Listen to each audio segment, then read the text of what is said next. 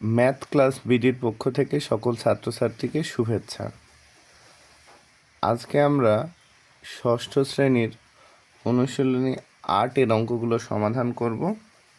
এখানে ১ নম্বর অঙ্কটিতে বলা হয়েছে ৪, ৬, ৭, ৯, ১২ সংখ্যাগুলোর কোনটি মধ্যক। আমরা জানি মধ্যক নির্ণয় করার জন্য মানগুলোকে সাজিয়ে নিতে হয়, অর্থাৎ ছোট থেকে বড় অথবা বড় থেকে ছোট।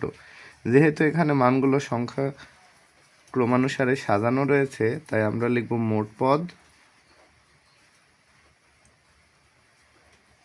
এখানে মোট পদ ১, ২, ৩, ৪, ৫ যা বিজোড়। আমরা জানি পদ সংখ্যা যদি বিজোড় হয় তাহলে মধ্যক নির্ণয়ের সূত্রটি হবে n+1/2তম পদ।